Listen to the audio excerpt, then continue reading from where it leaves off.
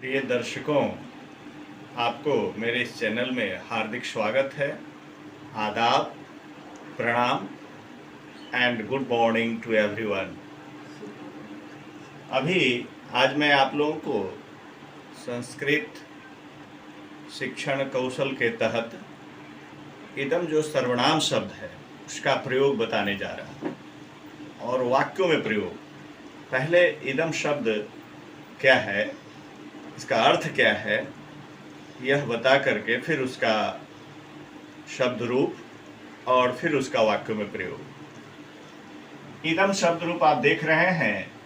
इदम का अर्थ होता है यह सर्वनाम है और यह तीनों लिंगों में इसका रूप चलता है। पुल्लिंगम यानी पुल्लिंग में, स्त्रीलिंगम स्त्रीलिंग में और नपुंसकलिंगम नपुंसक लिंग में। देख रहे हैं यह तीनों रूप हैं।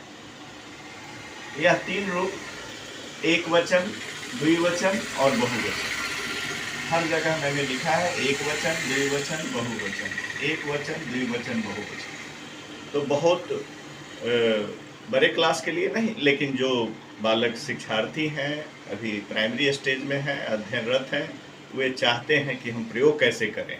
जानते बहुत हैं लेकिन प्रयोग नहीं जानते। उनके लिए मैं ये दे रहा हूँ, आप ध्यान देंगे। अयम इदम शब्दस्य प्रथमैक वचने अयम शब्द रूपो अयम निष्पन्नः भवति। अयम इमौ इमे, इमौ द्वितीयैक वचने, इमे बहुवचने। तो अयम इमौ इमे। अब अगर इसको हम प्रयोग में लाते हैं तो आ जाएगा जैसे अयम बालकः। ये बालकः एक वचन है, इसलिए एक वचन के साथ एक वचन का कॉम्बिनेशन होता है, आप जानते हैं। तो अयम बालकः, इमौ बालकौ और इमे बालका। अब मैंने तीनों वाक्य बना दिया। अयम बालकः का अर्थ हुआ यह लड़का है। इमौ बालकौ का अर्थ हुआ ये दो लड़के हैं। इमे बालकाः का अर्थ हुआ ये सभी लड़के। इसी प्रकार से अब इसमें अगर आप क्रिया बनाना चाहते हैं तो यहाँ पर आप अस्ति दे दें, यहाँ पर आप अस्तः दे दें, यहाँ पर आप संति दे दें। अब आराम से संपूर्ण क्रिया बन गई कि अयम बालकः अस्ति, यह लड़का है। इमौ बालकौ अस्तः, ये दो लड़के हैं। इमे बालकाः सन्ति, ये बहुत से लड़के हैं। तो कर्ता उसके साथ यह कर्ता और ये फिर ये बालकः के लिए भी सर्वनाम है, अयम बालकः अस्ति, है ना। इमौ बालकौ अस्तः, इमे बालकाः सन्ति। इसी को मैंने यहाँ लिखा भी है। अयम आचार्यः अस्ति। अगर हम आचार्य हैं तो मेरे लिए अगर प्रयोग हो तो अयम आचार्यः अस्ति, मैं आचार्य हूँ। अभी ये आचार्य है, आदर है। आदर में यह अयम का यह नहीं कहकर यहाँ पर ए कहेंगे। अयम आचार्यः अस्ति, ए आचार्य हैं। इमौ आचार्यौ अस्तः, ये दो आचार्य हैं। और इमे आचार्याः सन्ति, ये सभी आचार्य हैं, ये सब आचार्य हैं। तो इस प्रकार से आपने देखा कि पुल्लिंग, इदम का जो पुल्लिंग है इसका रूप आपने प्रयोग में लाया।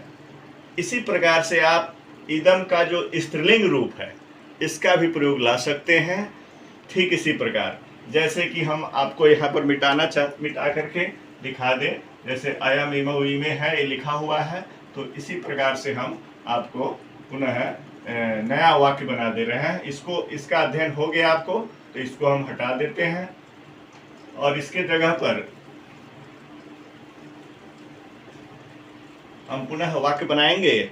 आप ध्यान देंगे, जैसे इयम है तो इयम से आप बना लीजिए इयम बालिका अस्ति, यह लड़की है, एक लड़की है, इसका मतलब ऑलरेडी हो गया। अगर इमे है, द्विवचन में है स्त्रीलिंग के, तो इयम इमे। इमे बालिका के द्विवचन में होता है बालिके, तो इमे बालिके अस्त, ये दो लड़कियां हैं। और इमे इमा बहुवचन में है, ब दिया हुआ है, ब और वह बहुवचन, द्विवचन, एक वचन, ए वो सुनना है, एक वचन, ऐसा आप समझेंगे। अब उसी के बाद अगर बहुवचन में है इमाह, तो हम लिखेंगे इमाह बालिका संति। इसमें कर्ता और क्रिया का संबंध भी बता रहा है कि एक वचन के साथ एक वचन की क्रिया, एक द्विवचन के साथ द्विवचन की क्रिया, बहुवचन के साथ बहुवचन की क्रिया। इसको आप देखेंगे सिंटैक्स के अंतर्गत SSPP आता है। अंग्रेजी में मैंने पढ़ा है singular subject singular verb, plural subject plural verb, तो इसी का प्रयोग भी यहाँ पर आप देख रहे हैं। तो इयम बालिका अस्ति ऐसे स्त्रीलिंग में आप करेंगे, ये सारे स्त्रीलिंग हैं। यह लड़की है, ये दो लड़कियां हैं, ये सब लड़कियां हैं, यानी बहुत सारी लड़कियां हैं। ठीक इसी प्रकार से अगर हम आप इदम का प्रयोग करें तो अब इदम के नपुंसक लिंग जो उसका थर्ड जेंडर होता है, न्यूटर जेंडर जिसको कहते हैं, इदम इमे इमानी, एक वचन द्विवचन बहुवचन। अब इदम का जो प्रयोग होगा आप देख रहे हैं, इदम तो हम कर सकते हैं इदम पुष्पम। अब अस्ति है तो हम ऐसा लिखेंगे, मौन स्वाद नहीं हुआ यहाँ। अब इदम पुष्पम अस्ति, अब ई में दो फूल हैं तो इदम का हो गया इदम ई में, पुष्पम का पुष्पे, और फिर अस्ति का अस्त।